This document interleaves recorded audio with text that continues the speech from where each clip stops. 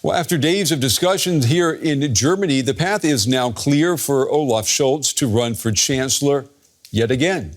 His government collapsed at the beginning of the month, and there were many calls in Scholz's party, the Social Democrats, for his defense minister, Boris Pistorius, to run instead of Scholz in new elections scheduled for next February.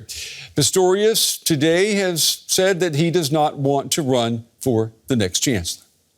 I've just informed our party leadership that I am not available to run for the office of chancellor. Olaf Scholz is a strong chancellor, and he's the right candidate.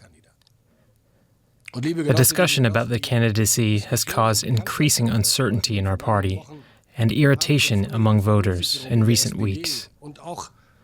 This is damaging to my party, of which I've been a member for 48 years.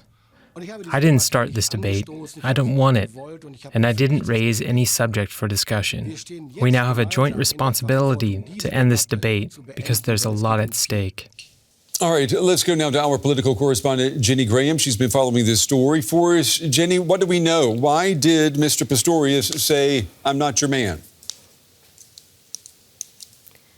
Well, Brent, Boris Pistorius has come out tonight basically to end the speculation, as he said there in that short clip. Despite not voicing his desire to be the Chancellor candidate for his party, many people in the Social Democrats and in the wider voting public have wanted him to do so. He said in that message that the party needs to stand behind the Chancellor and be unified heading into this election campaign. And he was full of praise for Chancellor Scholz, saying that he has ensured that there's been increased support for Ukraine during that time. Let's not forget, Scholz's government took office just a few months before the invasion of Ukraine.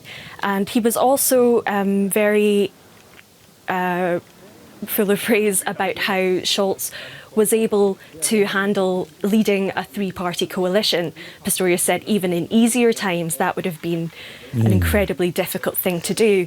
And later on in that message, and I think it gives you a sense of his character and why he is such a popular politician at the moment, he went on to say that he hasn't seen the role of defence minister as something of a springboard for a bigger and brighter political career like some of his predecessors. So really, he's a very popular defence minister who has had the support of the troops, something that he's very proud of. Yeah, I mean, the polls are there, the numbers are there. They show that Mr. Pistorius is the most popular politician in Germany right now. So isn't his party, the SPD, aren't they shooting themselves in the foot with this?